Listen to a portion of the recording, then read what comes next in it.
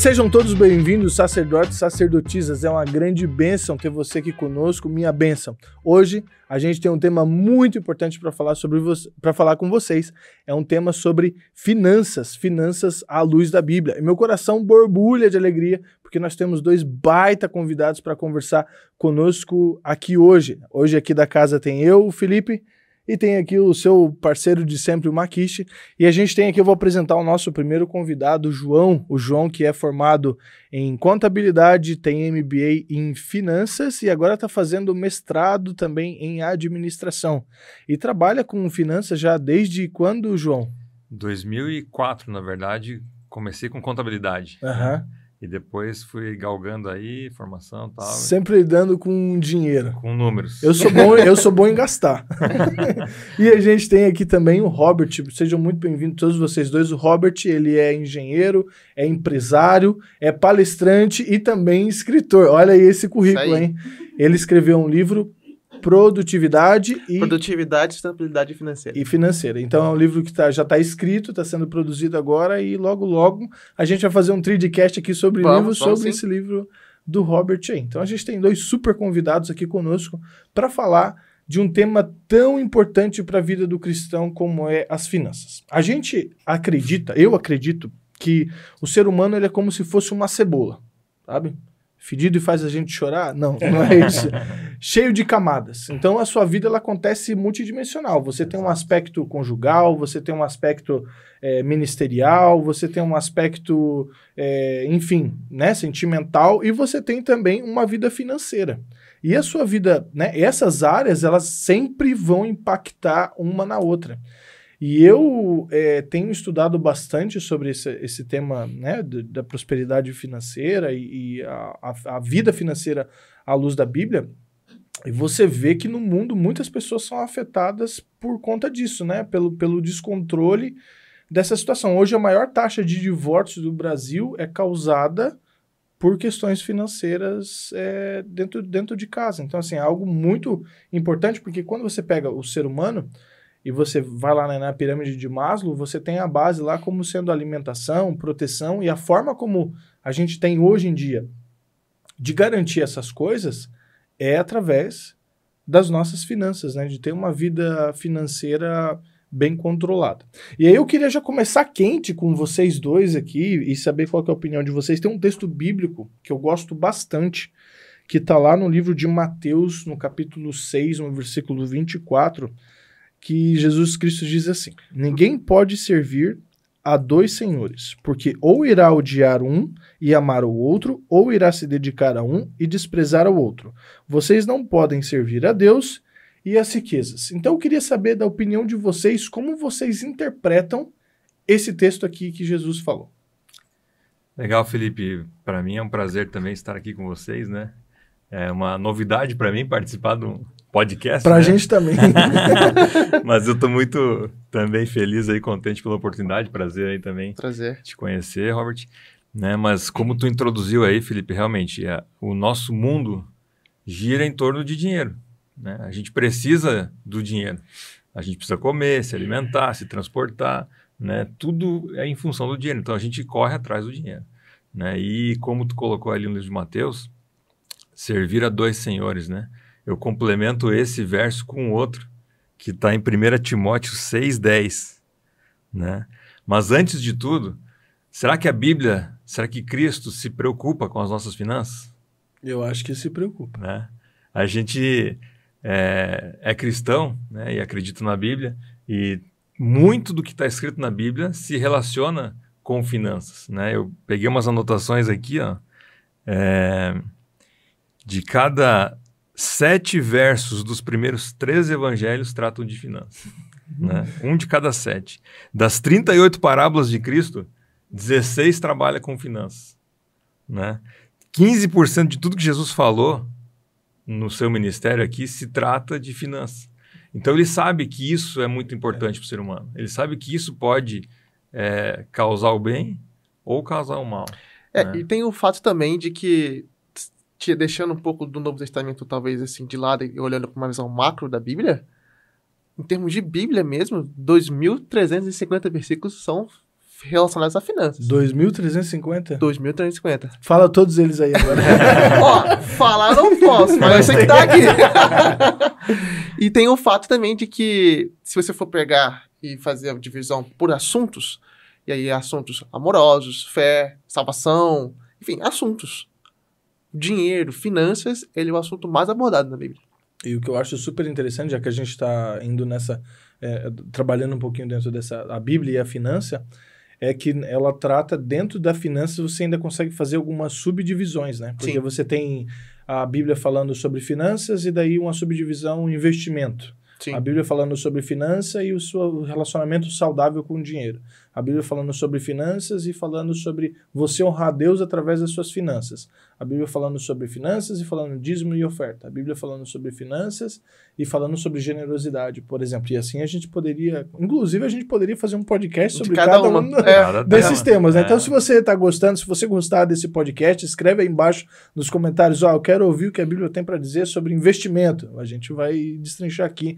Eu quero ouvir o que a Bíblia tem para dizer sobre generosidade e a gente faz dessa forma.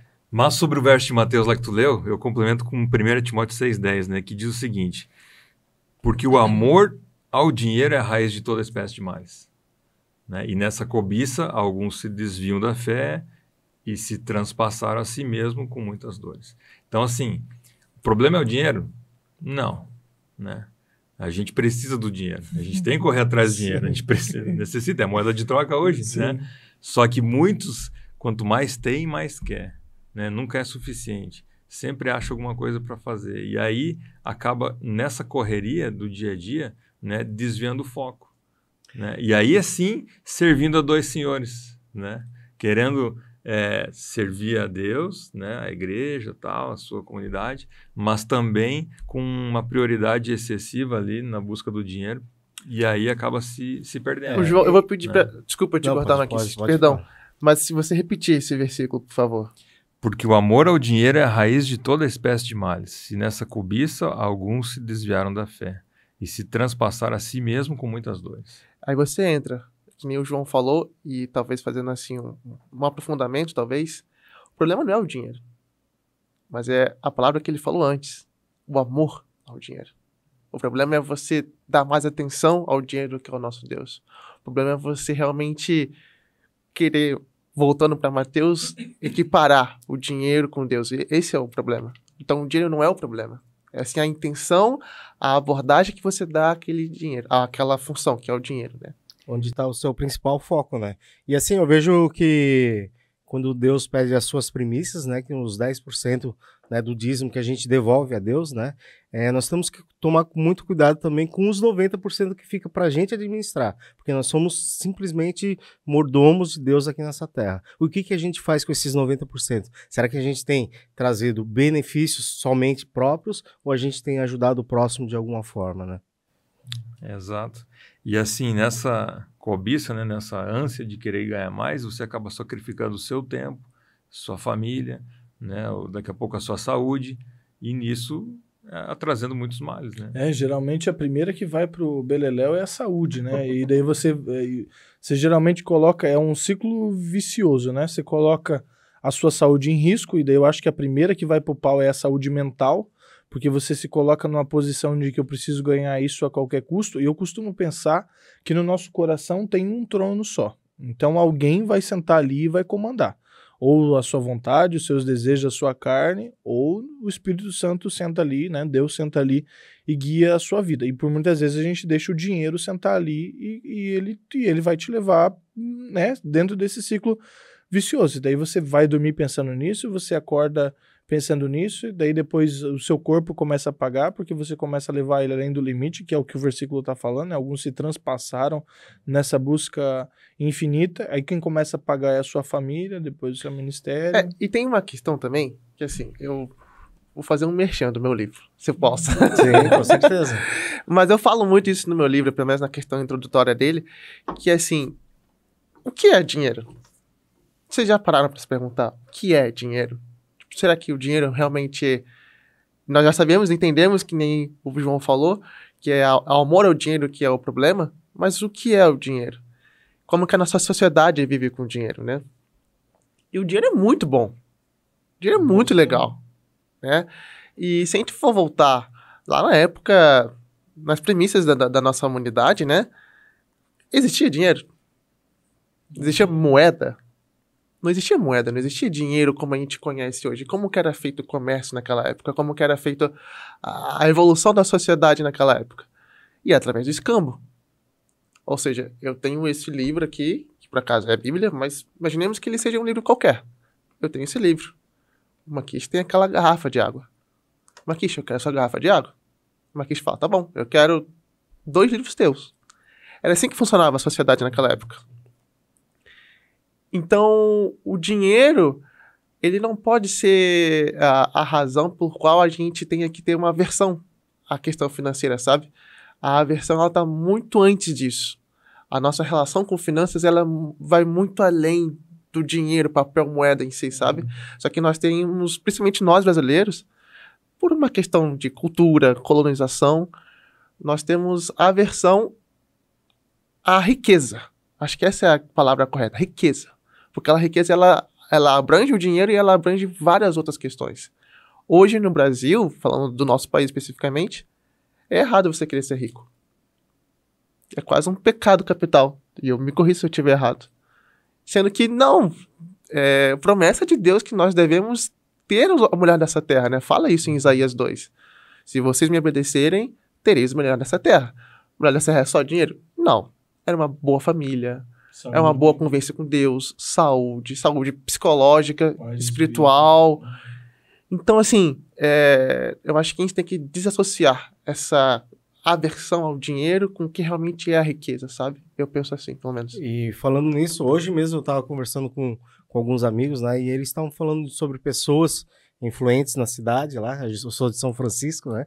E aí eles falaram o quanto o dinheiro, foi dessa forma, o quanto o dinheiro modificou o caráter daquela pessoa. Eu falei, não, na verdade, ele sempre foi assim, só que o dinheiro alavancou, potencializou para que ele mostrasse quem realmente ele é. Porque você conhece muita gente que tem dinheiro e que é bem simples, conversa de igual para igual com todo mundo, né?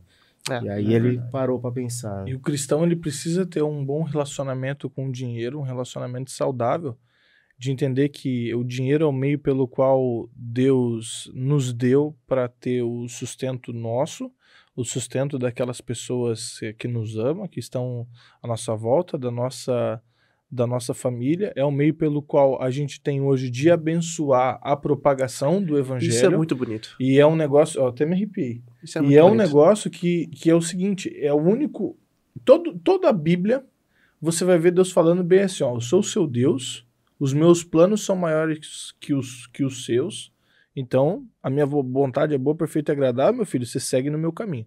Você só vai ver um lugar Deus olhando para você e falando bem assim, ó, me prova nisso, me testa nisso, que é essas questões financeiras, né, de fidelidade, desse entendimento de que, porque eu acho que tudo parte para o cristão do entendimento de que Deus é o mantenedor, o sustentador, o criador, e é ele que dá esse meio. A partir do momento que eu entendo que tudo que eu tenho vem de Deus, então o sustento que eu tenho vem da força que Deus me dá para trabalhar, do trabalho que eu tenho, da família, né, que Deus me dá. Então agora eu não sou mais dono de nada. Eu sou mordomo dessas coisas, eu sou administrador dessas coisas. O problema de ter assim, eu concordo plenamente com o que você está falando, né? Não posso discordar nenhuma palavra. Mas o grande problema de você ter essa ideia, uma pessoa que nasceu num lar cristão, se ela tem uma educação cristã, é muito fácil ela entender isso. Porque ela teve educação cristã. O pai e a mãe dela ensinam ela isso a vida inteira. Mas explica isso para uma pessoa nova na vida cristã. E eu digo por mim. Eu não nasci no lar cristão. Você sabe muito bem da minha história, mas eu não tive esses ensinamentos, assim, de que tudo que eu teria, né, futuramente, tudo que eu teria não é meu, é de Deus. E você entender isso, para um novo cristão, antes ele tem que entender, assim, quem eu sou para Deus. Sim. Sabe? E, assim, tudo que eu tenho era só a questão física, mas é uma questão sentimental, espiritual. Tipo, eu sou de Deus, sabe? Então, eu não estaria aqui se não fosse por Deus, né? Então... É você ter as prioridades certas, né? Justamente. Entender que a tua vida aqui tem um propósito maior, né? Não é simplesmente viver aqui nesse mundo e ponto final, né? Salmos 1:3, né, diz assim, ó, Deus promete que o cristão será como a árvore plantada junto às correntes de águas, a qual dá o seu fruto na estação própria, cuja folha não cai e tudo quanto fizer prosperará. Olha que promessa linda, né? Linda, né? Só que você tem que estar conectado com Deus. Tem que estar plantado na Deus não vai te abençoar para você não abençoar outras pessoas.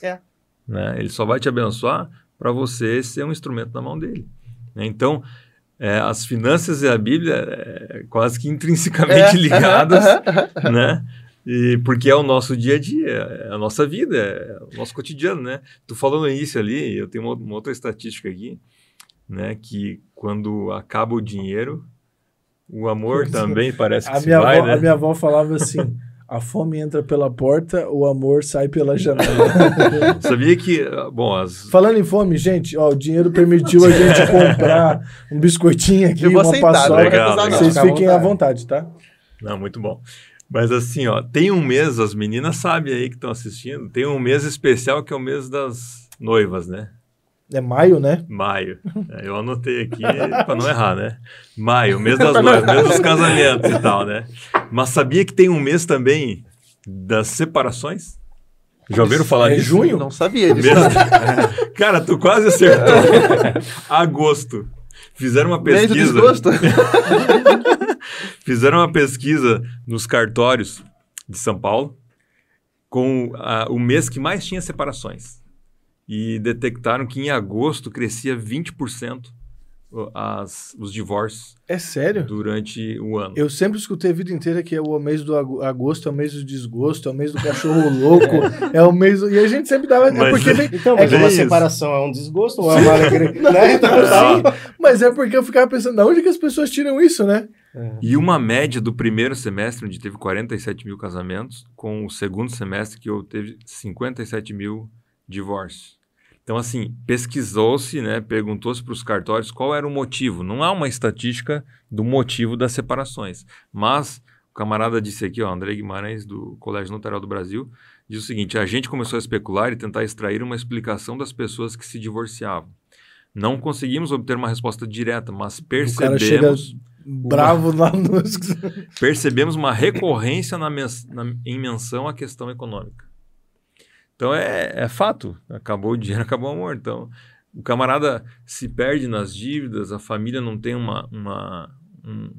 orçamento, um estudo, né, de gastos, de receitas, acabam se deixando em situações vulneráveis que perde todos os controles. Né? E é um negócio tão triste, João, escutar isso, porque você tem o seguinte, né? Quando você abre lá o livro de Eclesiastes, vai falar bem assim, existe, Eclesiastes para quem gosta de finança e tem um bom relacionamento com...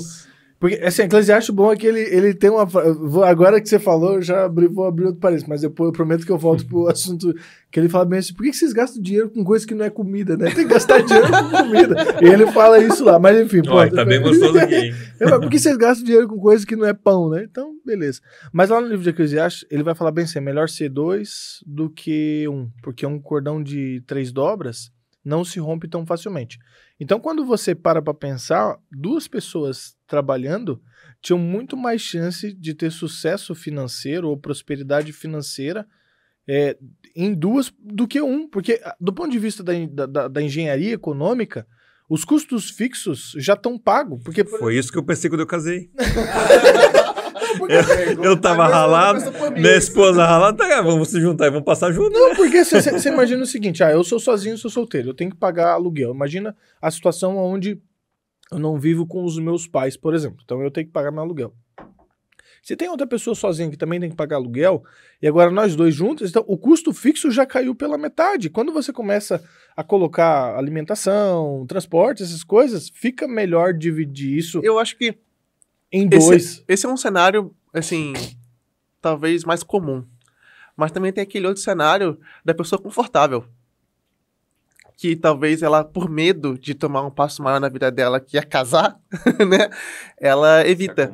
Se acomoda. Que é o quê? Aquele passo que você até falou antes. Você se colocou como um cara que paga aluguel.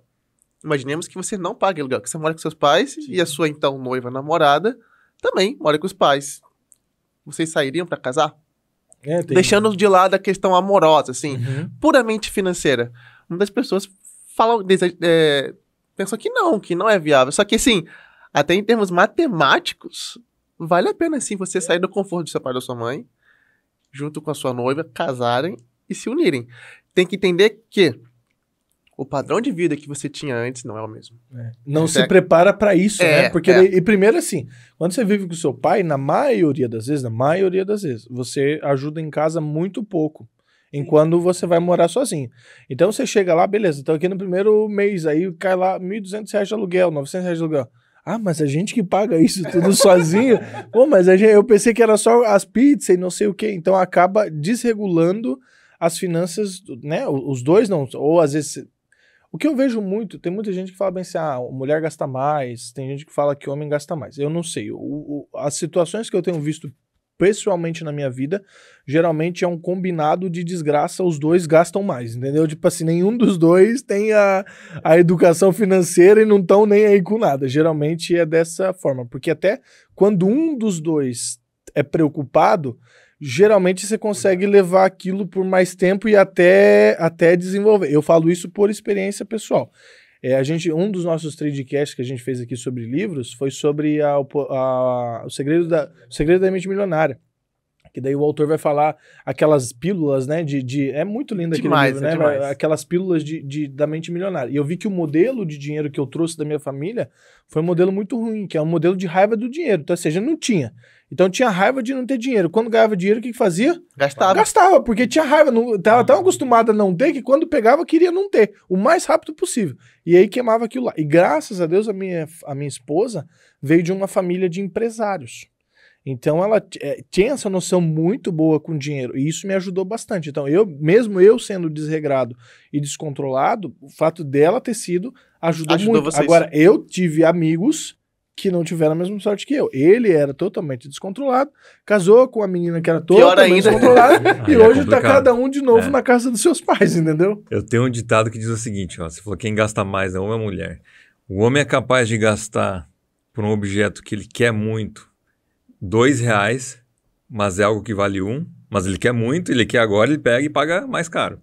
E a mulher é capaz de gastar R$1 numa coisa que vale 2, mas está na promoção de 50%, e ela não precisa, mas ela quer aproveitar a promoção. Não, mas... Quem tá certo e quem tá errado? Eu sempre falo com ela que minha esposa ali, quando vai no shopping, 50%, não, Denise. Eles só colocaram 50%, mas aquilo já valia aquilo ali, entendeu? Pra ela entender que aquilo não é a promoção no momento que ela vai ficar... Hoje, 100% se não comprar nada.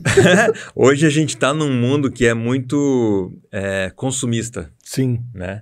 Tem N produtos, plataformas, é tudo fácil. Num clique aqui, tu adquire, nem precisa de senha, né?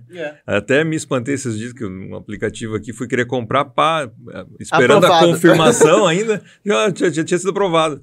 Né? Então, assim, a gente está muito vulnerável hoje em dia. Né? E uma pesquisa da Confederação Nacional do Comércio, dentre as famílias de 2022, 77% estão endividadas. Cara, isso daí é terrível. Terrível. 77% das pessoas, o que é o endividamento? A família endividada ainda ela consegue pagar as contas. Depois que ela deixa de pagar, ela se torna um inadimplente. Né? Mas saber que o crédito é muito fácil e a maior incidência de obtenção de crédito é no cartão de crédito. Então, hoje o limite é muito fácil, né? O banco te dá limite, assim, exorbitante sem nenhuma análise. É que, na verdade, assim, a pessoa tem que estar preparada mentalmente para ter um cartãozinho de plástico daquele lá. Ele pode ser o seu melhor amigo como o seu pior inimigo. Sim.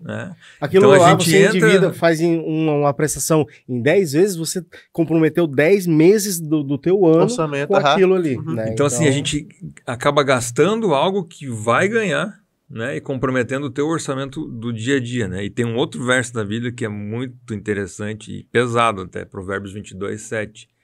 O rico domina sobre o pobre. Quem toma emprestado é escravo de quem empresta. Cara, isso é pesado. Então a gente, quando empresta um dinheiro, assim, eu não vou generalizar, porque tem daqui a pouco necessidades, né, até de uma casa própria, tu consegue, né, adquirir com financiamento e tal, que está dentro de um planejado. É um risco calculado, né? É um risco calculado, um juro baixo, né? Então, você tem N análises aí para fazer e tomar alguns passos, né?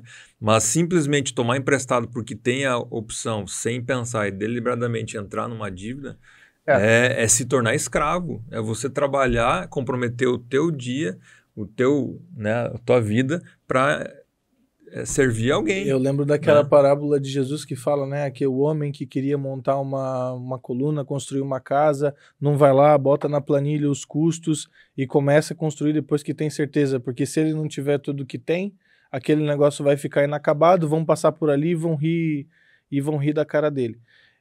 Isso é muito forte, porque pegar dinheiro emprestado, por exemplo, hoje, quando você tem o seu cartão de crédito, né, e daí você passa. Se você tem a programação de pagar o cartão de crédito certinho, então isso é bom.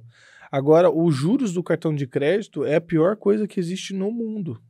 Aquilo ali cresce numa progressão geométrica que você não consegue, hoje não existe rendimento nenhum. Se você falar bem assim, eu quero investir, show de bola, mas eu quero investir em alguma coisa que renda igual os juros do cartão de crédito quando eu tenho uma dívida. Não tem.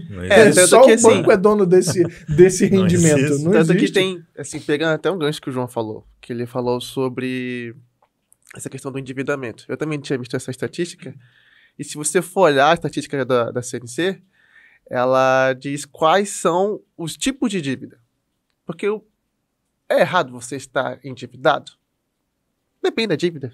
Você é contador, você sabe melhor do que eu, que dependendo da dívida que a empresa tiver, ela pode bater no imposto que ela vai pagar no final do ano. Então depende da dívida. Então quer dizer que dívida é bom? Depende da dívida. Só que assim, a dívida que essa estatística está dizendo são dívidas corrosivas. Não é uma dívida de você financiar um imóvel. Sim. Sabe? Que é uma questão talvez de sonho ou até uma questão de investimento. Sim. É uma dívida de cartão de crédito, que a pessoa ela age por impulsão. Que você comprou o que não, consumo diário. O que você não precisava com dinheiro que você não tinha. Justa. E assim, aqui no Brasil, eu não quero falar nenhum tipo de equívoco, mas se eu não me engano, acho que o Brasil é o único, ou um dos únicos que faz esse parcelamento posterior. Que ele consome sua renda orçamentária durante 10 vezes, 12 vezes. Eu conheço pessoas que compram um celular por 24 vezes. Sim, quando terminar de pagar o celular, já vai estar com a tecnologia avançada, vai ter que trocar. O celular já quebrou a Mas película. Se a gente invertesse essa lógica, em vez de eu parcelar para frente, eu parcelo para trás. Que é o quê? Poxa, eu quero comprar aquele celular. Sempre tive vontade de comprar aquele celular. Independente se vale a pena ou não. Eu quero comprar aquele celular. Uhum. Quanto que ele custa? Custa R$1.000. Então, se eu guardar R$100 por mês, em 10 meses eu vou ter aquele celular. Sim.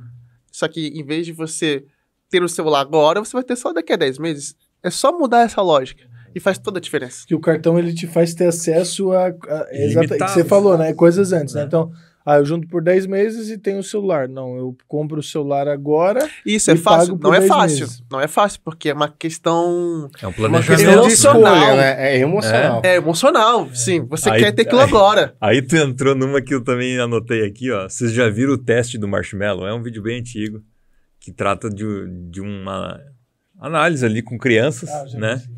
Que fecha-se a sala, tal, põe a criança aqui, depois vocês procuram aí pra assistir, cara, é engraçado até.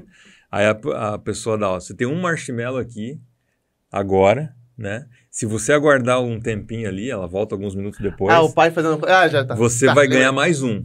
Então, se você quiser, você come um agora. Se você aguardar um pouquinho, você vai ter 2 para comer.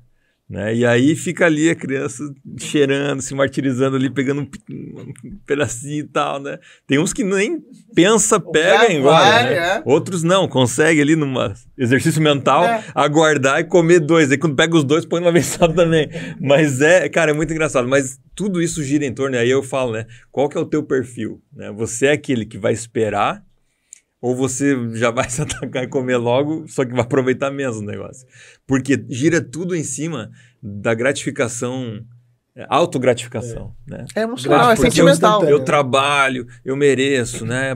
Me esforcei e tal, então eu vou lá e compro o meu celular. E é sempre aquela frase, né? Eu mereço. Eu mereço, ninguém me valoriza, então eu vou lá e vou me doar, vou me presentear, né? E assim tu entra nas enrascadas, entendeu? Porque você não se contenta com a tua... situação atual. Né? Tem um outro texto que está em Filipenses 4, verso 11, que todo mundo conhece. Mas aliás, o verso 13, tudo posso naquele que me fortalece, né? Mas tem 2 versos antes, o 11 e o 12, que não são tão conhecidos, mas que, cara, tem uma lição tremenda. O apóstolo Paulo dizendo assim, ó, não estou dizendo isso porque eu esteja necessitado, pois aprendi a adaptar-me a toda e qualquer circunstância. Sei o que é passar necessidade, sei o que é ter fartura, aprendi o segredo de viver contente em toda e qualquer situação. Aí está a chave do negócio. Sim.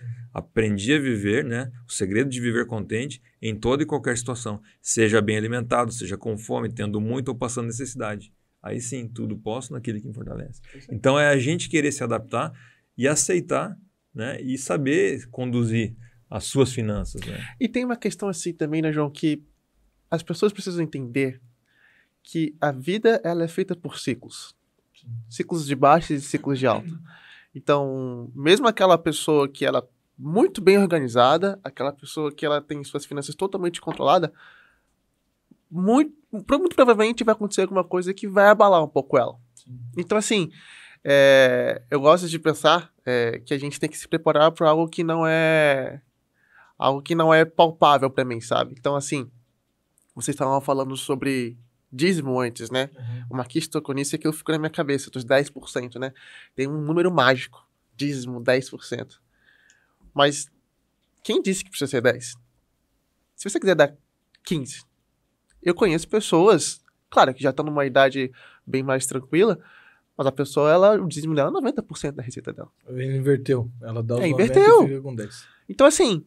E aqueles 10 não faz falta, né? E aqueles 10 não faz falta. E assim, aí pegando até um gancho, que esse versículo, assim, eu acho apaixonante. Ele tá em Lucas 10, eu vou ler do 10 ao 13, que ele diz assim: quem é fiel no pouco, também é fiel no muito. Quem é desonesto no pouco, também é desonesto no muito. Assim, se vocês não forem dignos de confiança em lidar com as riquezas desse mundo ímpio, quem lhes confiará as verdadeiras riquezas? E se vocês não forem dignos de confiança em relação ao que é dos outros, quem lhes dará o que é de vocês? Nenhum servo pode servir a 2 senhores, pois odiará um e amará o outro, ou se dedicará a um e desprezará o outro. Mas vocês não podem servir a 2 deuses, né? Que aí pega a parte de Mateus também que vocês estavam lendo antes. Mas é aquela, eu vejo muita gente assim, hoje em dia, eu tenho empresa, né? E é muito difícil hoje você contratar, cara. Porque o jovem, a pessoa que está iniciando a sua vida profissional, ela quer trabalhar pouco e ganhar muito. E rápido. E fazer só aquilo que foi designado a fazer. E ela não entende. Né? Poxa, nunca mas eu vou sair de casa para ganhar R$1.300. Existe não tô falando que seja muito ou pouco, tá? Sim. É a realidade de cada um. Sim. Só tô dizendo assim, você tem 18 anos, se você não tá preparado em termos que sejam, sabe? Às vezes é o que você merece, cara. Né? E assim, se você for fiel no pouco, vou ganhar R$1.300, mas eu vou trabalhar mesmo. E lembrando que o seu patrão não é aquela pessoa que te paga. O seu patrão tá lá no céu, o seu patrão é Deus. Você tem que fazer o melhor pra Deus, né? E se você entender isso, daqui a pouco o seu patrão terreno, ele vai perceber, poxa, o Maquiche, o Felipe, o João, os caras trabalham bem, cara. Quem sabe a gente não pode trabalhar um pouco melhor com eles? É essa a visão, só que nós somos, mais uma vez, emocionais, sentimentistas e imediatistas. É pra ontem que a gente quer as coisas. E não funciona assim. Olha o outro verso que tá em Provérbios 21:5, cara. Os planos bem elaborados... Eu tô numa linguagem atualizada, né? Os planos bem elaborados levam à fartura. Mas o apressado sempre acaba na miséria. É o que eu tava falando. Entendeu? Então, assim, cara, a Bíblia e as finanças tem muito. E a gente está vivendo uma ansiedade coletiva hoje, principalmente essa geração agora, depois de... Assim, que tem por volta de 30 anos hoje, viu muita gente enriquecer de forma muito rápida e muito fácil. Isso é perigoso demais. Por quê? Eu lembro quando eu era criança, eu olhava, por exemplo, para os meus tios, para os meus pais e pessoas mais velhas que os meus pais, e daí falava, fulano é muito rico. E daí tinha 2 formas de fulano ser muito rico. Primeiro, ele nasceu numa família muito rica. Ou ele é criminoso. Ou ele nasceu numa família muito rica, ou ele trabalhou a vida inteira.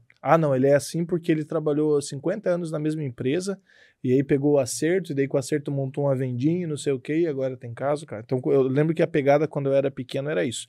E hoje você é inundado de vídeo em rede social e de exemplo de gente que começou a gravar uma dancinha no celular e fez um negócio, ou fez uma coisa e tá, pau, multimilionário. Então isso acaba gerando uma ansiedade que eu podia ter sido esse cara, né? E aí ele se projeta naquilo, só que você não foi esse cara. Entendeu? Até esse cara que... Porque eu acredito que não existe sucesso da dia pra noite, tá? Até esse cara que fez a dancinha primeiro, que gravou um negócio, que fez a parada, ele tava se expondo, tava na frente do tempo dele pra conseguir estar posicionado na hora certa, no lugar certo.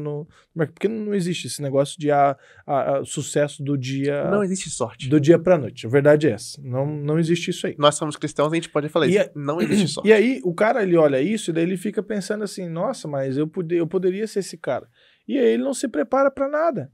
E ele entra e é isso que você falou, é uma geração que tá entrando para trabalhar e tem um relacionamento deturpado com o dinheiro. Então assim, eu quero ser bilionário, eu quero ter Ferrari, eu quero ter Lamborghini, e não tem problema nenhum nisso, só que aonde que tá a grande questão? É no mindset de primeiro colocar isso como o centro da sua vida, que a gente sabe que tem coisas muito mais importantes do que isso, o cuidado com a saúde é o primeiro deles, depois né? Vamos começar pelo primeiro de todos mesmo, que é a tua vida espiritual, depois o cuidado com a tua saúde, depois a família, e você tá entendendo? E aí tem outra coisa que para mim foi uma virada de chave muito grande, que é assim, o cara que ganha R$1.300 por mês e gasta 900 ou gasta 1.200, ele é muito mais rico do que um cara que gasta 8 mil, ganha 8 mil e gasta 8.500. A diferença tá no padrão de vida que ela leva. Mas aqui, ó, o mindset de, eventualmente, a vida vai provar. Isso aí é aquela fábula da corrida da tartaruga e da lebre, né? A lebre corre muito rápido. Aí ela corre tão rápido, ela deita, descansa lá e dorme. E daí vem a tartaruguinha, passa e vem assim primeiro. Daqui a pouco tu vê uma família ali que consegue adquirir um carro, uma casa, tal. Aos nossos olhos é bem sucedido e ganha pouco. Por quê?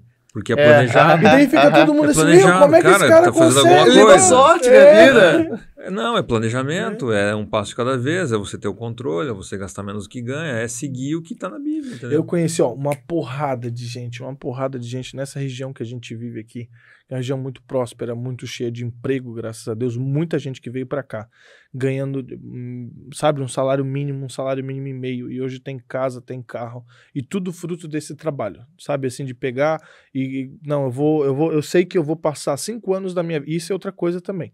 As pessoas, é o prazer imediato, não, eu quero isso agora, eu preciso disso agora. E daí você conversa com essas pessoas e mesmo dentro porque assim, a maioria de nós aqui é estudado, teve o privilégio de estudar em boas escolas, de fazer faculdade, cursos, ou empresário e viver o mercado. Aí você pega uma pessoa dessa que, nasci lá no interior, tem só até a 3ª série. Mas você conversa com o cara, é de uma sabedoria que é divino aquilo ali. Porque o cara, ele pensa em décadas, ele pensa em... Olha, uma vez eu conversei com uma pessoa que falou bem assim pra mim, não, eu me programei, 10 anos da minha vida eu ia comer arroz com feijão e ovo, e eu sabia que se eu fizesse isso, eu ia guardar dinheiro suficiente para comprar uma casa. E daí você fica assim, cara, esse cara tá pensando em décadas, entendeu? É diferente do cara que tá pensando ali no minuto, na hora, no negócio. Não, eu preciso disso aqui para hoje, para agora. Tem que ser agora, eu tenho que ficar rico agora, nesse instante. Então todo dia eu acordo e eu só tenho aquela chance de ficar rico, sabe? Eu acabo não me planejando. Não, sabe? Que é o que você acabou de ler aí no E tem uma versículo. questão também, assim, Felipe. Você falou, talvez as pessoas não tenham as oportunidades que outras tiveram, né? Eu não tive oportunidades que amigos que são financeiramente muito melhores do que eu tiveram. Mas tive oportunidades que outras pessoas financeiramente são piores do que eu tiveram. Sim. O que a gente entende disso? E não é só comigo, vocês também, né? Qualquer pessoa, assim. Sim. O que a gente entende disso? O mundo não é justo. O mundo não é justo, tá na Bíblia isso. O mundo não é justo. E pelo mundo não ser justo, você tem 2 opções. Ou você se amolda aos caminhos do Senhor e você tenta fazer o melhor nessa terra, ou você realmente larga a mão e vive uma vida totalmente deturpada. Então, quando você pega... Eu gosto de sempre pensar no caso mais crítico, sabe? E, assim, eu gosto de pensar aquela pessoa que tá... Bom, eu nasci no Rio e, como bom carioca que eu sou, sei da convivência como que é você ter o rico e o pobre lado a lado. Então, você tem uma das melhores praias do Brasil, com os melhores apartamentos que existem, onde atrás é uma das maiores favelas do Brasil, da América Latina. Então, é uma desigualdade social muito grande. E eu gosto sempre de pensar naquela pessoa que mora na favela, não na que mora no apartamento, em frente pra praia. E eu fico pensando assim, aquela pessoa, ela tem que entender que ela pode sim mudar a vida dela. Primeiro, é claro, né? Uma questão espiritual, aceitando a Cristo e fazendo um caminho correto. Mas até por um lado, assim, financeiro mesmo. Ela tem que entender que ela tem que pensar na sucessão dela, em termos de vida dela mesmo. Ela tem que pensar daqui a décadas, que nem você falou antes. E talvez ela não vai conseguir fazer essa virada de chave que vai explodir financeiramente a vida dela, nem na vida dela. Mas ela vai dar uma oportunidade melhor para os filhos dela. Do filho. Sim. E nós somos egoístas. Nós pais mesmos. Porque a gente quer viver o conforto desse mundo agora. Eu tenho uma filha de 3 anos, então às vezes eu me pego assim, cara, eu quero ter o melhor carro, eu quero ter o melhor tênis, o melhor relógio, Será que eu preciso disso, sabe? Não que isso seja ruim, mais uma vez, mas e daqui a décadas? E a minha filha? Talvez eu não tenha isso. Tudo bem, mas a minha filha pode ter.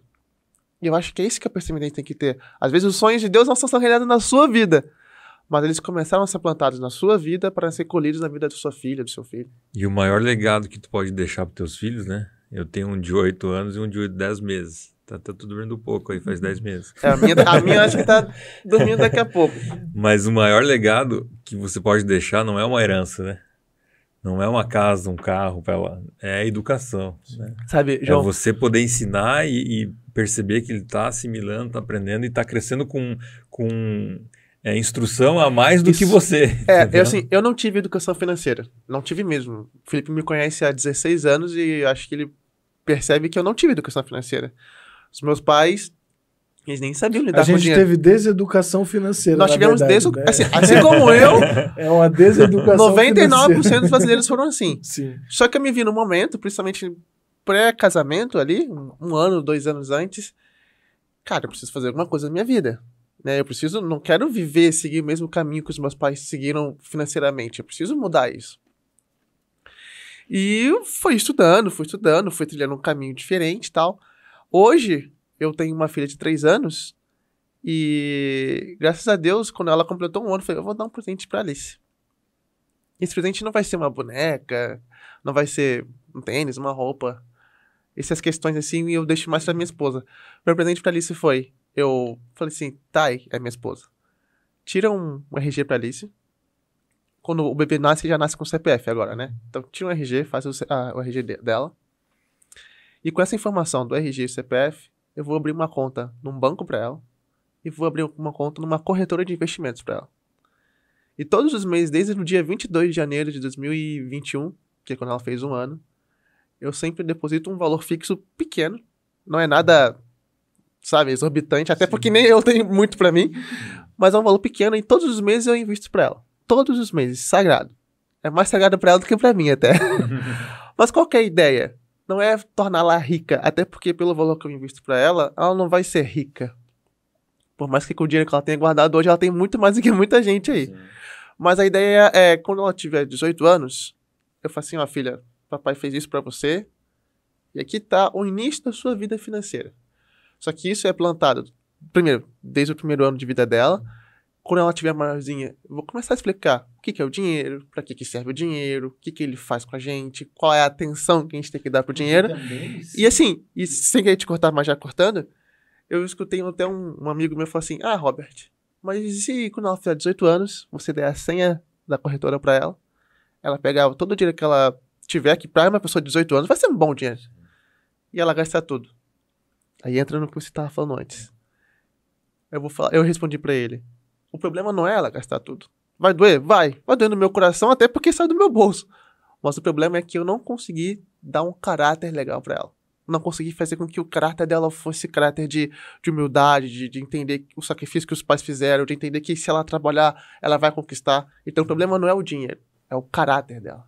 E é o que você estava falando antes. Esse é o desafio nosso, né? Porque mais importante do que o dinheiro guardado é a educação, né? Educação, é o caráter da pessoa, né? E muitas pessoas hoje, eu recebo pouco e aí eu não tenho dinheiro para guardar. Na verdade, depois que você faz a sua separação com Deus, tudo mais, você tem que pagar, né? Como se você estivesse pagando uma dívida, é aquilo lá, a minha separação. Depois assim, tá? Vem outras coisas para poder, né? E o que sobrar, sim, você pode gastar. Mas você tem que colocar isso em prioridade. E isso é uma educação e você tem que mudar, como o Felipe falou. Como a gente conversou aqui, né? A questão do dízimo e tal, eu vejo isso como que Deus, olhando para nós como filhos e nos ensinando a parte financeira da nossa vida. Mas é mesmo. Olha aqui, ó, você recebeu tanto, tem que separar tanto. Então, só o fato de ser 10% é para você já pensar, pô, eu tenho que saber quanto que eu recebi.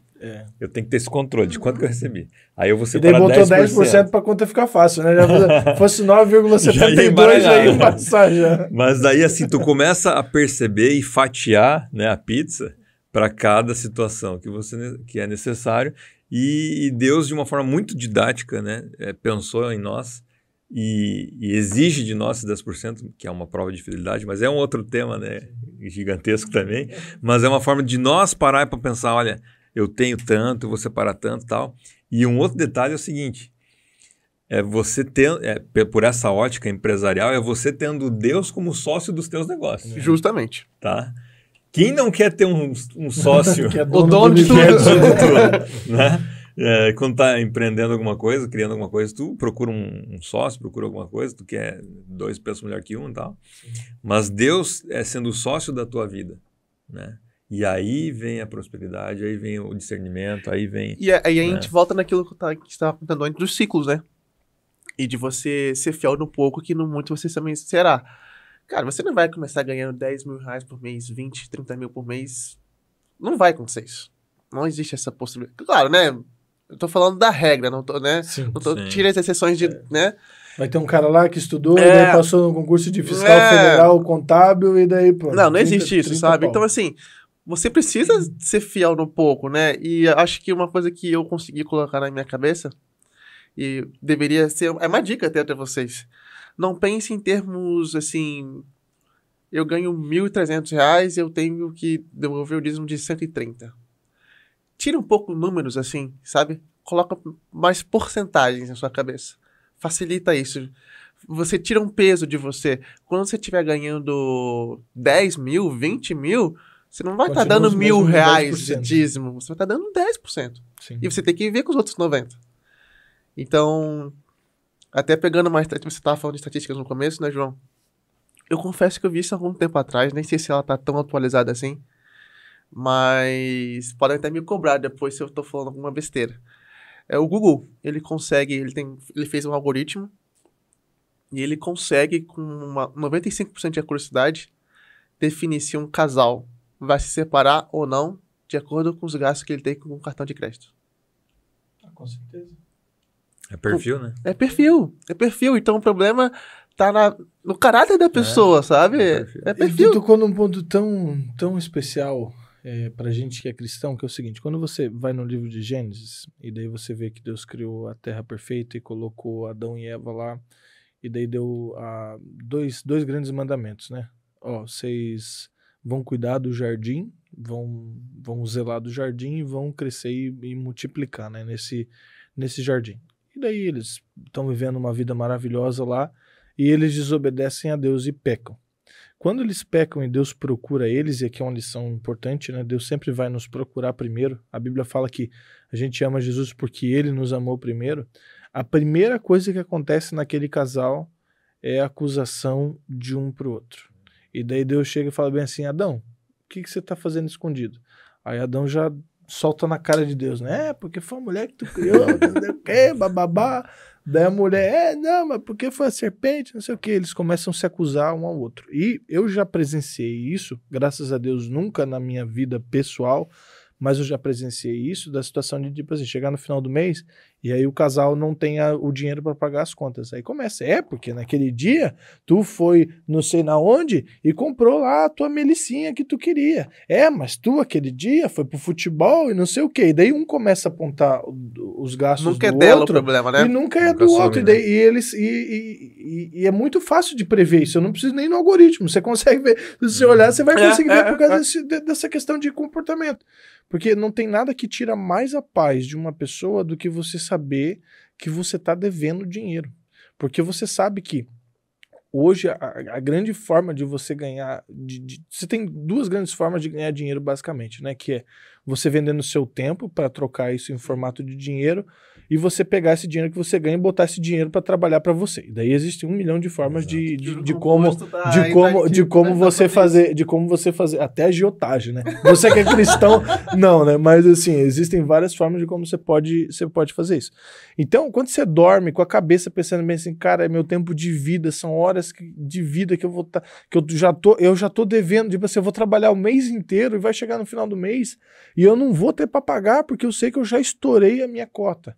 Então isso não tem paz que você consegue botar a cabeça no travesseiro e dormir. Tu acaba entrando num círculo vicioso que vai tudo por água abaixo, né? Tu dorme mal, tu vai trabalhar mal, tu vai produzir pouco, tu vai estar com essa preocupação constante na cabeça, tu vai entrar em discussão na família. Então, as finanças, bem ou mal, vai influenciar no teu dia a dia, no teu sucesso. Você vê uma pessoa que está com a vida reguladinha financeira, eu não estou falando aqui de tipo uma pessoa rica, eu estou falando de uma pessoa que sabe o quanto ela ganha e vive abaixo desse padrão. E você vê que o estado de espírito dela é diferente, você vê que o andado da pessoa é diferente, ela anda com firmeza, ela anda com a cabeça erguida, ela anda com as costas para trás, ela anda com honra, porque ela sabe que ela não está devendo ninguém. Aqui eu não tô falando da dívida do cartão de crédito, que você sabe que você consegue pagar, que você fez. Tipo, não, eu vou fazer isso aqui porque eu sei que eu tenho como fazer. Eu tô falando da pessoa que sabe que tem. E daí, se você pega uma pessoa que tá devendo, ela anda para baixo, ela anda curvada, ela não consegue... isso, ela né? não consegue respirar direito, ela fica amargurada. E daí é a filosofia, né? Não, você tem que ser uma pessoa no teu trabalho e tem que ser uma pessoa em casa. Não existe pessoa que consegue separar esse tipo de coisa. Se você tá mal na sua vida financeira, você vai estar mal em casa, você vai estar mal no trabalho, você vai estar mal onde você for. E aí a gente tenta talvez entrar num plano assim, nós já entendemos isso, entendemos que a vida financeira está em conjunto com a Bíblia e ela influencia totalmente a vida mundana, se assim eu posso dizer, né? Nossa vida rotineira, né? Cotidiana, vai. Como que eu faço para não entrar nesse ciclo vicioso que nem o João estava falando? Como que eu faço para não ficar endividado? Primeiro, se você está iniciando a sua vida de trabalho, é muito mais fácil, certo? Porque você começa pelo âmbito que você não tem dívida. Você acabou de sair da casa dos seus pais, enfim, você não tem grandes dívidas. Ou ainda tá na casa dos pais, né? Ou ainda tá na casa dos pais. Solteiro, né? Eu até conheço muita gente que tá endividado na casa dos pais. Eu conheço, tá? Eu conheço. Cúmulo, né? E não é um nem dois, não, tá? Mas enfim. Tá precisando ouvir esse podcast. E assim, pra essa pessoa é muito mais fácil, né? Que ela pode... Hoje tem podcasts, ela tem livros. E tem muita informação. Tem muita informação. Mas é aquela pessoa que já tá endividada, que ela já tem uma vida profissional, sei lá, de 10 anos e ela já tá muito endividada. Como que ela faz pra ficar honrosa, dormir tranquila? E eu tava vendo uma entrevista um dia de um dos maiores gestores de fundos dos Estados Unidos e perguntaram pra ele assim, qual que é o melhor investimento que ele poderia dar, de dica assim, que ele poderia dar pra um cliente. E a primeira resposta, assim, ele foi direto. Pague suas dívidas. Não adianta querer investir se tu tá endividado, né? Pague suas dívidas. Por quê? Porque entra naquilo que você estava falando antes da questão da taxa de juros do cartão. O cartão ou qualquer outro financiamento. É muito mais caro você pagar uma dívida com cartão, com banco, o que seja, do que qualquer retorno que você tem de investimento. É muito mais caro. Então, a grande dica é você pagar suas dívidas primeiro. O ditado do meu avô, que passou pro meu pai, e eu aprendi... E tá passando pros filhos, né? Juro não se paga, juro se ganha. Juro se ganha. Ah, mas é pouquinho, é 2%. Cara, juro é juro. Juro é dinheiro rasgado. Juro não se paga, juro se ganha. Você tem que fazer o dinheiro trabalhar para ti, né? Então, se você tá endividado, cara, vê qual que é o teu maior juro que você tá pagando. Isso aí. Vai lá e quita, né? Sei lá, financia o imóvel, refinancia o imóvel, pega um juro mais baixo, vai no banco, faz uma negociação. Ou pode até mesmo complementar a renda, fazendo algumas atividades. Vai capinar sai do modismo, né? Sim. E aí você vai diminuindo o juro que você está pagando. Você tem que atacar em algumas pontas, né? O primeiro passo é fazer, eu vejo assim, né? Se eu tivesse numa situação dessa, o primeiro passo que eu abordaria hoje seria fazer um diagnóstico da minha vida. Isso aí. Porque a coisa que eu vejo hoje é que as pessoas que estão nessa situação nem sabem que estão nessa situação. E aí entra o orçamento familiar. E daí o cara nem sabe. Você pergunta assim, ele nem sabe o que é isso. Sabe o que é isso. Quanto você ganha, quanto você gasta com tal coisa, e o cara não sabe disso. Então esse é o primeiro ponto. Vai atrás. E Felipe, assim, só pra você continuar até. E isso é inerente de quanto você ganha, tá? É inerente. É pro cara de 1.000 pila, é pro cara de 1 milhão. Tem uma estatística que diz que 70% dos médicos, e médico ganha muito bem, 70% dos médicos estão endividados. Isso é inerente ao padrão de vida, gente. Sim. É questão de personalidade, de caráter, de... E eu vou te dizer assim, ó, que isso é chato, cara. Você ter um orçamento familiar. Nossa, não é legal. Eu vou te dizer, eu sou contador, né, sou financeiro, e é chato, confesso, entendeu? Você tem que anotar todos os teus gastos. Não é fácil. A minha esposa é administradora. Eu chego em casa e daí ela já... eu chego em casa e sei que já tem alguma coisa diferente, que ela tá armando pra mim. Aí eu sinto um cheiro de comida boa lá longe e tal. Sempre tem, mas o dia da planilha tem uma comida especial. Eu entro na porta, daí a gente janta e ela olha pra mim bem assim... Vem aqui, Felipe. Vamos lá pro PC, que agora é hora do orçamento familiar. E daí ela... E ela gosta daquilo ali porque ela tem prazer em saber que tá tudo controlado. E pra mim é um saco. Cara, pra mim é um saco, assim, sabe? Porque daí, tipo, você tem que... porque daí você vê o quanto você tá desperdiçando dinheiro, assim, na tua vida, no sentido, assim, de tipo... Amor, com que esses 30 pila aqui que tu gastou? Isso aí foi um sorvete que eu tomei. 30 pila num sorvete? Mas é que tava só, sabe? Tipo assim, daí você... Mas esse é o segredo do sucesso, cara. É você anotar tudo que você gasta. Se você não tem um orçamento, tu não vai querer prever o que tu vai gastar sem saber aonde tu tem gastado. Então é você anotar todos os gastos durante 1, 2, 3 meses. Aí tu vai identificar, quanto que eu gasto com combustível, quanto que eu gasto com farmácia, quanto que eu gasto com comida. Tu vai perceber que o maior gasto é comida. Não tem? O maior gasto é comida. Então, assim, aí você vai poder perceber onde é que tu vai ter que economizar. Aqui dá para economizar um pouco, aqui um pouco mais, aqui assado, assim. Então, aí você começa a delinear o teu futuro. E aí que entra a palavra orçamento propriamente dita, né? Você prevê o limite que tu quer chegar de acordo com a tua entrada. Aí entra nos eixos, né? Se você quer um podcast de como fazer orçamento, comenta aí embaixo que a gente faz um só para isso. Senão eu vou fazer orçamento, aqui, ó, orçamento no Excel, orçamento no papel, orçamento com carvão. A gente ensina tudo. E eu vejo assim que minha esposa em casa, ela tem que ser bem guerreira, sabe? E é sempre um ou outro que vai puxar, não adianta. Sim, ela é guerreira. Mas era fácil quando era só eu e ela. Né? Porque ela me convencia mais fácil, né? Agora tem dois filhos, né? Um de 10 anos, um de 10 e um de 14. E imagina, é bom de participarem juntos. Agora se une os três para ir contra a guerreira. Ela perdeu força. Porque assim, um crente ele não bebe, mas que ele come. Nossa! Experimentei o mercado com fome, velho. E a gente gosta de comer. Pai. Não, e assim, tem a questão assim, sempre vai ter, concordo com vocês, que vai ter um casal que vai aflorar tem que aflorar. Pra dar certo, vai ter um que vai ter que aflorar. Pode ser a mulher, pode ser o homem, não interessa. Lá em casa sou eu. Eu gosto, assim... Não é que eu acho chato, assim, eu confesso. O dia a dia é chato. Mas o resultado assim, final é agradável. Poxa, hoje você sentar... hoje é quinta, né? Ontem eu fechei um pacote de uma viagem que eu vou fazer daqui a 1 ano. Daqui a 1 ano eu vou fazer essa viagem. Eu falei, cara, quanto que vai ser a viagem? Vai ser tanto. Então a gente sentou, viu o orçamento. Como que tá? Nós estamos hoje. Estamos assim. Beleza. Conseguimos... tem juros essa viagem? Não tem juros. Aí você começa a trabalhar. Se não tem juros, por que eu vou gastar todo o meu dinheiro agora? Né? Questão dos juros, trabalhar para você. Melhor eu botar esse dinheiro para rende um pouquinho, eu pago o negócio. E você vê assim, cara, é algo assim gratificante.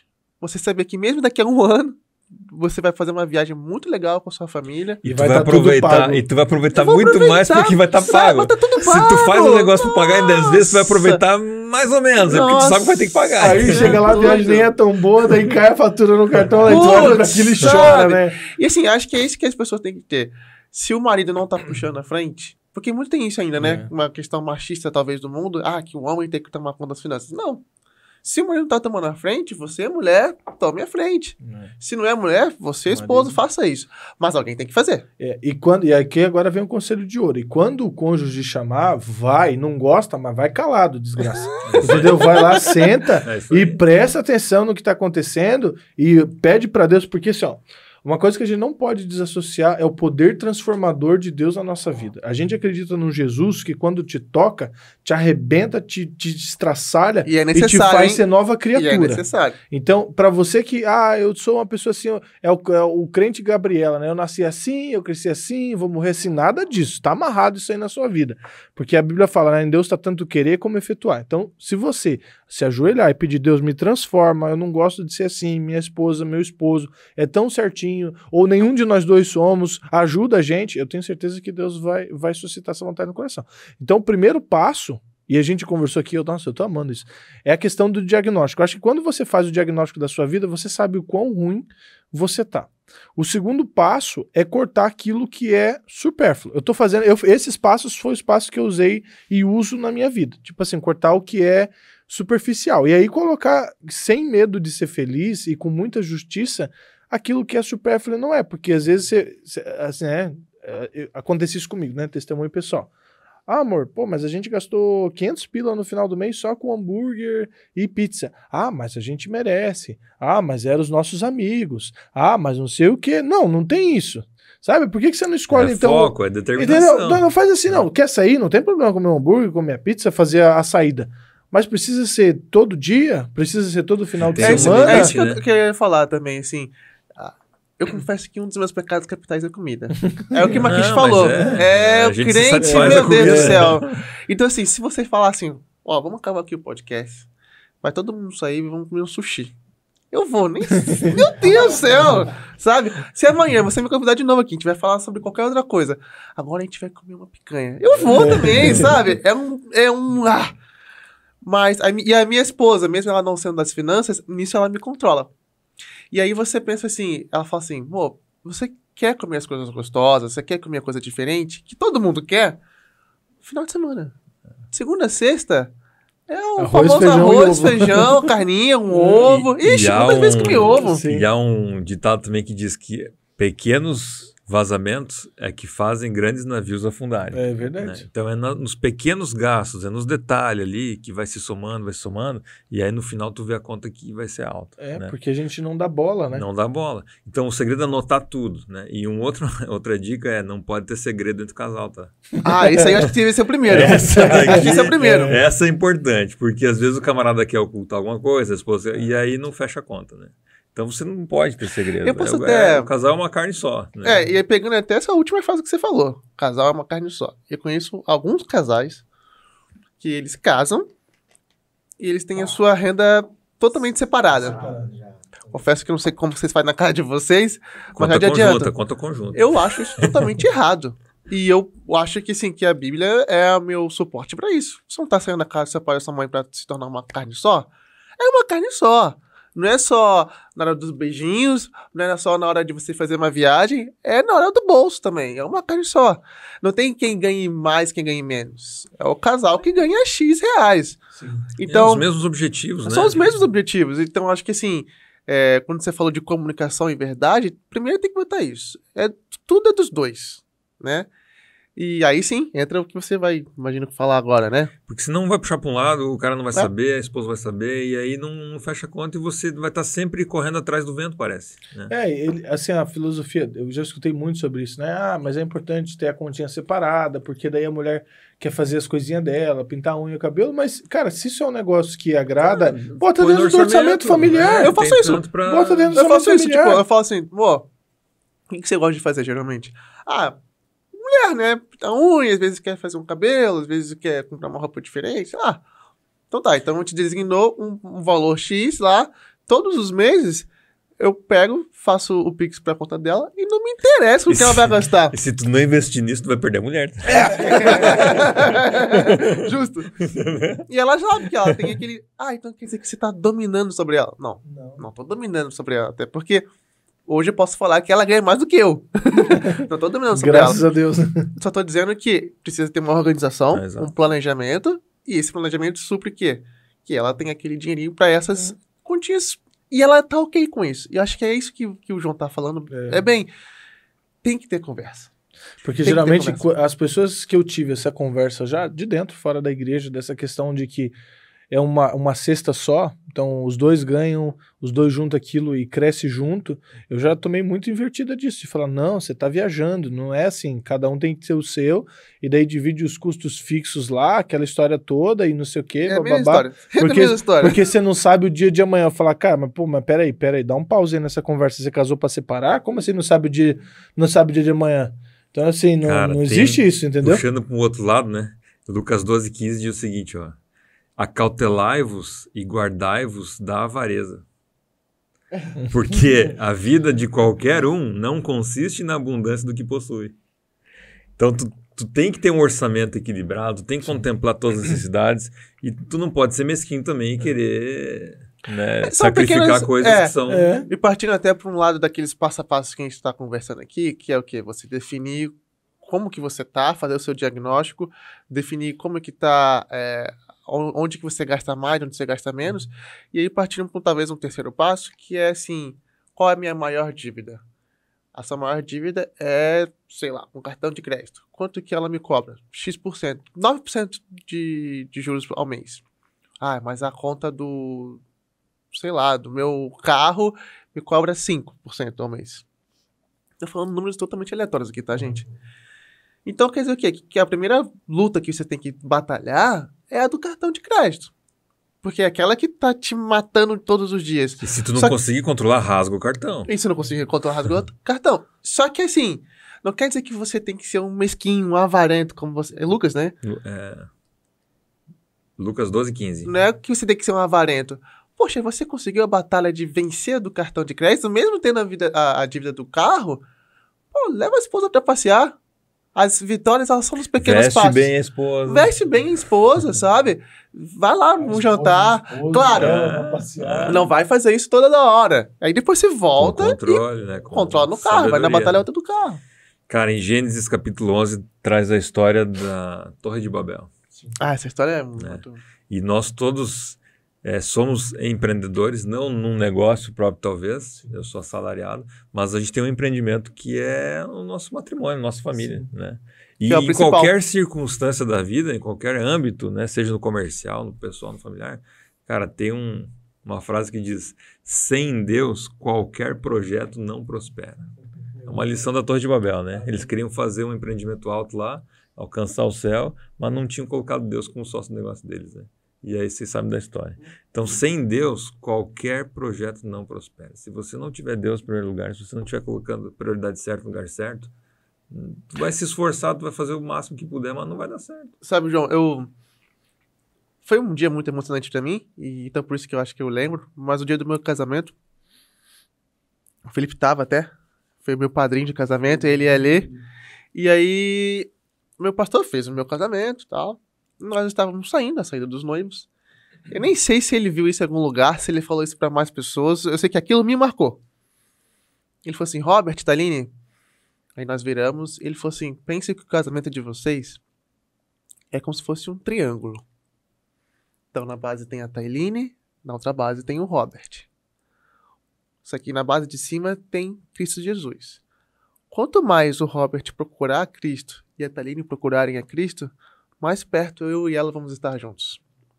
Agora, quanto mais eu não procurá-lo e ela também, mais nos afastaremos. Então entra no que você falou. Exato. Né? Exato. E acho que é isso que a gente tem que entender, que o seu maior sócio é Deus e seu segundo maior sócio é seu esposo e sua esposa. Né? E Deus, cara, é tremendo, né? Malaquias 3:10, né? Deus nos coloca à prova, né? Deus nos testa. Né? Fazei prova de mim nisto, diz o Senhor dos Exércitos, se eu não vos abrir a janela do céu e não derramar sobre vós uma bênção, tal até que não haja lugar suficiente para recolher. Cara, quem não quer receber uma bênção dessa, né? Mas a gente não vai receber se a bênção parar em mim. Isso, né? Isso. Não vai receber. E a bênção, eu acho que assim, primeiro, quem serão os primeiros afetados da bênção que está indo sobre você? Sua família, e aí entra sua esposa, seus filhos, seus pais, né? Isso é natural. Mas a bênção, ela acaba esbarrando em outras pessoas que você nem conhece, que você nem imagina. E não tô falando que você tenha que sair distribuindo dinheiro, não é esse o propósito. Mas o propósito é você ver uma pessoa que, às vezes, ela nem tá passando por necessidade, tá? Esses dias eu fui no meu barbeiro e é bem humilde, assim, a casa dele. Trabalhar na metade da casa ele e a outra metade a esposa como cabeleireira e manicure e tal. E ela falou assim, meu sonho é reformar isso aqui e tal, e fazer um negócio bem bonito. Então qual que é o sonho dela? Ela é crescer. Esse é o sonho dela. Ela só disse de outras maneiras. Me veio uma vontade tão grande, assim, cara, se eu tivesse grana, eu investiria nessa mulher. Eu investiria nela. Então a bênção, Deus talvez te proporcione tantas bênçãos que, assim, ela não tá passando fome. Sim. Ela não tá necessitada de nada. Tá com uma vida difícil, mas ela não tá passando por nenhuma dificuldade extrema. Então, assim, e que bonito que as pessoas possam ter essas oportunidades. Porque ela seria abençoada se eu tivesse. Mas eu creio que Deus abençoaria muito mais. E não tô falando de dinheiro. De sentimento mesmo. Tipo assim, poxa, que legal que é ajudar alguém, né? E essa passagem ali não é para ser utilizado como uma barganha com Deus, né? De você dar e querer receber algo. Não pode ser assim, né? Porque Deus conhece o propósito do teu coração. Conhece o nosso né? coração. Então é onde que ele vai te dar mais bênçãos e através de você ser bênçãos, Deus te usar para ser bênção na vida de outras pessoas. E aí que entra aquela questão que a gente estava falando lá no início. O problema não é você ser rico. Sim. O problema é por que você quer ser rico. Se é para ostentar, andar de carrão, Deus sabe o que vai no teu coração. Sabe? Não, o motivo da riqueza que tem que ter, entendeu? O que a gente tem que entender é que a nossa vida não vai acabar aqui nesse mundo. Né? Nós temos um propósito maior, né? Que é a eternidade. E o que a gente faz nessa vida é que vai determinar. A eternidade começa aqui já, né? Exato. A eternidade começa aqui. Para Deus não existe o início. Ele é o alfa e ele é o ômega. Mas nós temos um início. Nós não temos um fim, graças a Deus. Mas nós temos um início, que é a data da nossa conversão a Cristo, né? Então, a nossa eternidade já começou. Exato. Basta você viver ela. Agora, como você vai viver, não sei. E daí agora, isso é tão bonito que isso fecha certinho com o que a gente começou a falar. Porque quando eu tenho perspectiva das coisas, eu entendo que o que Deus tem para mim é muito maior do que tudo que existe, né? Quando a gente fala em termos de eternidade, porque hoje a verdadeira riqueza? O verdadeiro dinheiro é o tempo. Isso. Porque todo mundo está vivendo o mesmo tempo, o mesmo segundo, a mesma quantidade. Então, esse segundo que você tem agora, o milionário tem também. E uma hora esse tempo vai acabar. E a eternidade, ela é exatamente o oposto disso. É viver para sempre. É você poder para sempre desfrutar do amor da sua família, do universo que Deus criou, de todas essas coisas. Então, quando a gente leu lá o versículo no começo, você tem que escolher o Senhor, quem vai sentar no seu trono, porque se você coloca o dinheiro dentro, né, em cima do trono do teu coração, e a gente já conversou disso aqui amplamente, né, em dois sentidos, tanto na busca incansável, quanto eu coloco o dinheiro no centro do meu coração, no sentido de que, vou fazer todas as minhas vontades e daí agora ele vira o meu senhor porque eu me endividei, que são as duas pontas, né? Eu posso fazer o dinheiro virar meu senhor porque eu tô correndo atrás dele incansavelmente, tô sacrificando a minha vida e minha família, eu posso virar servo dele por não ter controlado... O Provérbios fala muito disso, né? Quando eu não controlo as minhas vontades momentâneas, e daí eu viro o escravo do dinheiro. Então é disso que esse versículo está falando. Ó. Não coloca ele no centro do seu coração, porque se você colocar Cristo e o reino de Deus em primeiro lugar, o que vai vir como retorno é muito maior do que isso, tudo que você está disposto a viver. Então, eu acho que para a gente, uma lição que eu tento sempre manter muito viva na minha cabeça é isso, não perder essa noção de perspectiva. Daquilo que Deus tem para mim, os planos de Deus para mim são muito maiores. E daí quando você começa a colocar, por exemplo, assim, a família em perspectiva, né? Então, eu vou sacrificar um tempo com a minha família em prol do dinheiro.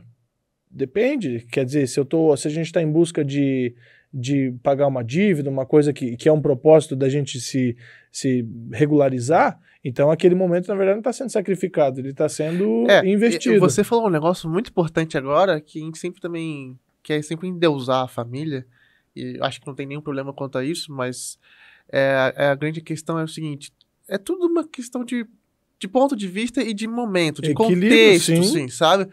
Por exemplo, eu tenho 31 anos. Eu tenho saúde mental e física para aguentar uma batalha diária de trabalho 15, 16, 17 horas por dia em amplos negócios que um dia eu possa vir a ter, ou, né? Sim. Do que se eu tivesse com 50 anos. Então, eu entendo que no início da minha vida, talvez eu não veja todos os passos que a minha filha possa estar dando. Mas quando eu estiver ao lado dela, que ela seja mais importante naquele momento. Então, assim, eu vejo pouco a minha filha hoje. Mas eu entendo que é um sacrifício que eu tenho que fazer. E eu não acho que eu seja sendo pecaminoso contra Deus, assim, sabe? Pelo contrário, tem muita paz quanto a isso. Muita paz mesmo. O problema vai ser que, se eu não fizer isso agora, quando eu estiver lá com os meus 50, 55, 60, 65 anos, aí eu vou ter que fazer isso que eu tô fazendo agora. Sim. Então, é uma questão de perspectiva. E o João falou agora, é uma palavra essencial, equilíbrio. Sim. Tem que haver equilíbrio, né? Não tô falando de você também trabalhar 24 horas por dia, até porque você não aguenta. Mas, quando você estiver com a sua família, que esteja com a sua família, né? Isso tudo é dentro de um propósito, né, Robert? A gente tá falando daquela busca desacerbada, daquela busca onde o dinheiro passa a ser o único fundamento, porque em toda a tua fala, eu tô trabalhando, mas para poder dar condições para minha vida, para minha família, não sei o que, aquela história toda. Então, isso tem um propósito. Tá combinado entre você, a sua esposa, a sua filha e o pessoal da sua casa, entre você e Deus. O que o versículo trata é essa questão de eu não tenho mais, não existe mais nada. Não existe mais nada. Agora é eu e o dinheiro e pronto, acabou. E a gente vai, entendeu? E eu vou pra cova agarrado nisso. E isso é muito triste. E até voltando até para um âmbito assim de perspectiva de aposentadoria, acho que fala-se pouco de aposentadoria. O João é contador, ele sabe milhões de vezes mais do que eu, mas fala-se muito pouco de você sobre aposentadoria. Até na palavra de Deus existe, eu não quero falar nenhum equívoco, mas somente uma passagem que fala especificamente sobre aposentadoria. Depois, se você quiser, eu mando pro Felipe, ele coloca aí no podcast. Mas a gente precisa ver mais sobre aposentadoria. Precisa ter cuidado. Então, assim, hoje a pessoa precisa guardar o dinheiro para aposentadoria. Independente de governo, tá, gente? Não tô falando nenhuma politização quanto a isso, tá? Exato. É uma questão pessoal mesmo. Você não pode depender de ninguém. Não pode depender do que vai acontecer daqui a 10, 15, 20 anos, né? E por isso que você trabalhar mais quando você é mais novo é essencial. É importante, né? Que quando você tiver mais velho, você vai poder desacelerar, você vai poder curtir mais a sua família. E eu acho que sim, que é bom a gente compensar em números mesmo. Números que eu digo assim, estipule um número de patrimônio que você e a sua família desejam ter. Eu tenho o meu. Eu tenho um número X que eu quero alcançar, mas e se eu não alcançar, tudo bem também. Deus sabe os motivos que não me levaram a alcançar, mas eu luto por aquele número. Sem ter aquela dimensão que eu vou estar passando por cima de alguém, ou que... Posso chegar até aqui, né? Justamente. E eu tenho plena convicção de que eu acho que eu tenho até mais chances de ultrapassar esse número. Amém. Porque, assim, você descansa realmente no Senhor. Eu comecei trabalhando, eu ganhava, na época, R$ 1.395, e minha esposa ganhava R$ 1.800. E a gente, uma vida... começamos sem nada, né? Saímos da casa dos nossos pais e fomos trabalhar, e fomos viver nossa vida. A gente tinha comprado um carro, e eu lembro que eu peguei carro com a mãe de um amigo meu, a dona Márcia, com a mãe de um amigo meu. Ela me prestou o dinheiro pra eu dar a entrada no carro, e eu pagava o financiamento do carro. E a gente sentou, conversou, não, dá. Nós não falhamos uma vez o nosso dízimo, nossas ofertas. Eu não sei até hoje como eu paguei aquilo. Não sei até hoje como que eu paguei. Deus abençoe que a gente nem imagina. Não imagina. Eu digo assim, a bênção vem não financeira, mas é no carro que vai quebrar menos, no gás da casa que vai durar mais. Vai durar mais, É nos detalhes assim que tu não percebe. Mas vai Deus no mercado, as coisas estão em promoção. Tu aproveita uma oportunidade em algum sentido aí. Então é bênção que a gente não tem como mensurar, mas a gente tem a certeza de que Deus tá do nosso lado, tá cuidando. E aí você tem que potencializar essa bênção para daqui a 30 anos, 40 anos. E não é errado, né? Acho que a dica que talvez eu poderia deixar de mensagem, eu falo bastante isso no meu livro. Cara, pensa na sua aposentadoria. Pensa mesmo. Porque, assim, se a gente falou de endividamento, que a gente estava falando antes, de 77% das famílias estarem endividadas, vamos pegar agora pro lado dos idosos. Cara, tem muito idoso que ele se aposenta por idade ou por qualquer motivo que seja, e ele precisa continuar trabalhando. Ele precisa, não é que ele escolhe, ele precisa continuar trabalhando. Então... E é aquilo que a gente falou, as escolhas, né? Escolhas. O que você escolhe, você quer ter os benefícios agora, ou você prolonga esses benefícios para o futuro, né? Até desde do que você ganha, se você gasta ele totalmente, né? Ah, eu tive um aumento de R$1.000 no meu salário. Tá, mas você vai guardar esses 1.000 ou vai aumentar o seu padrão de vida, né? Então isso daí tem que tomar cuidado. O colchão financeiro é bem importante também, né? Para poder não depender também somente de uma fonte, depositar os ovos em um cesto só. Né? A pessoa sem o colchão financeiro acaba ficando sem chão. Né? Então, é bem importante vários aspectos do financeiro, até o investimento. Então, eu acho que foi bem bacana o podcast em si. Me ensinou bastante coisa também, né? Algumas reflexões também do que a gente passa no dia a dia, né? E valeu. E assim, Maquixe, você falou um ponto importantíssimo, que é não depender de uma receita só. O início, você vai depender 100% da mesma receita. Sim. Isso é fato, né? Dificilmente uma pessoa começa um casamento tendo várias fontes de receita. Mas com o tempo, Deus vai te abrindo portas. Aí são as bênçãos que às vezes não entram em dinheiro físico, mas em oportunidades de vida. Que essas receitas vão aparecendo, sabe? E essas receitas vão acontecer. E vai de você estar preparado, né? Pra você usufruir dessa bênção que Deus está te dando, né? É aquela velha história. Muita gente pede pra... Ah, Deus, eu quero uma casa nova. Eu quero uma casa, quero comprar uma casa. Deus não vai te dar uma casa. Não vai descer uma casa do céu pra você. Essa aqui é a casa do Maquixe. Não existe isso. Deus vai te dar um bom trabalho. Deus vai te dar oportunidades de fazer um podcast, isso aqui bombar e vocês lucrarem. Eu sei que não é o início de vocês, não é o propósito de... né? Mas por que também não, né? Sim, sim. Então... Eu tomo posse, amém. É claro! Então acho que sim, Deus vai te dando essas oportunidades, né?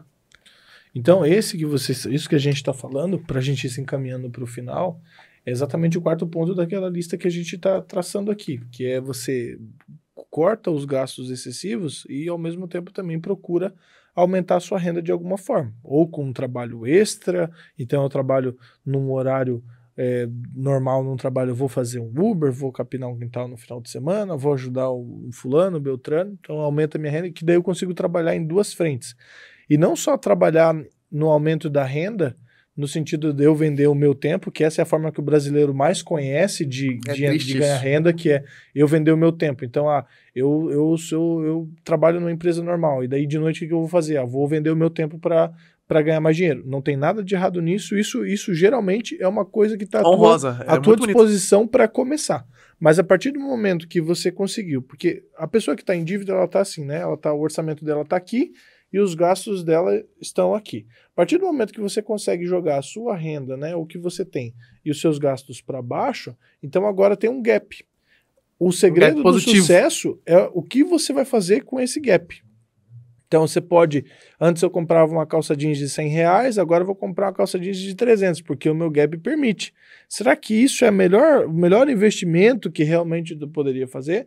Ou você pode colocar esse dinheiro para trabalhar para você. E aí você começa a entrar, em vez daquele ciclo vicioso da desgraça, você começa a entrar num círculo virtuoso de crescimento.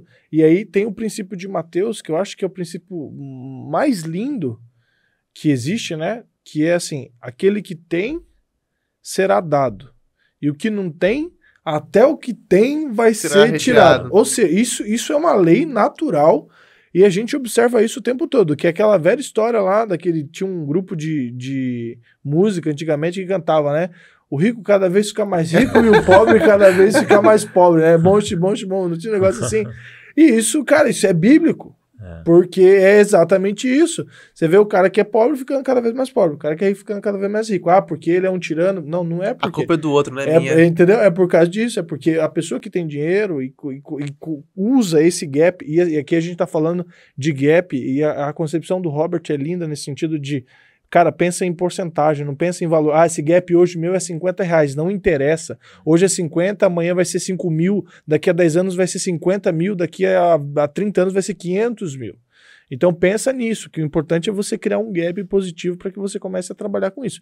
E durante esse processo todo, nunca esquecer de que Deus é o teu mantenedor, teu sustentador, e que o dízimo e oferta é um método de adoração a Deus e de reconhecimento absurdo. Que ele te dá tudo isso. Então, se é para deixar com alguma, assim, né, uma última fala, a minha seria dessa parte, né, disso tudo que eu acabei de falar aqui. João, você tem alguma coisa para deixar aí?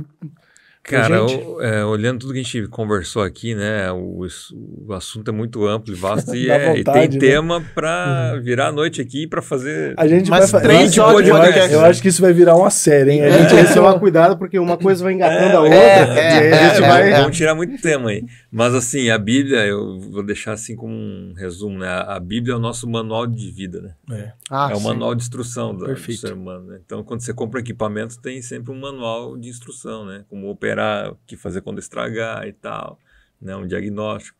Eu compro o carro, sempre que eu compro o carro, quando eu compro o carro, eu prefiro comprar um carro que tem um manual. Justo. E a Bíblia é o nosso manual, né? Então, se a gente, né, com a inspiração divina, o discernimento, procurar conhecer, ler e aplicar, cara, é o segredo do sucesso. A nossa receita do sucesso é a Bíblia, é o manual de vida para nós. A mensagem final que eu poderia dar é que, assim, a vida não é justa mesmo. Não acredite que as coisas vão cair do céu. Mesmo para você cristão, não existe isso. Entendo que Deus, ele tem capacidade, poder e total vontade de fazer o impossível na sua vida. Mas você também precisa fazer a sua parte. Sim. Né? Então, acho que a ideia é trazendo até talvez uma crítica, não ao cristão, mas ao povo brasileiro mesmo. Que, assim, tome conta de sua vida, no sentido, assim, de tome as rédeas dela, né? Não que você tenha que expulsar Deus, não me entenda errado. Mas tome rédea das suas vidas. Naquilo que corresponde a ti, naquilo que corresponde a ti. Não deixa a vida te levar, né? Não deixa a vida te levar. E, assim, eu creio que existem diversas formas de você prosperar. Diversas formas. Então, a mensagem que eu dou, já que o João falou sobre essa questão assim, de planejamento, de que a Bíblia é nosso manual, vou deixar 2. Um é uma passagem que é meu texto preferido, que é Eclesiastes 3, de 1 a 8, que fala sobre tempo, que fala sobre os ciclos da vida, sobre o tempo.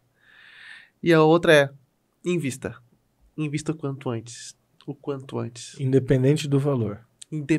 Eu comecei com R$30. Invista o quanto antes.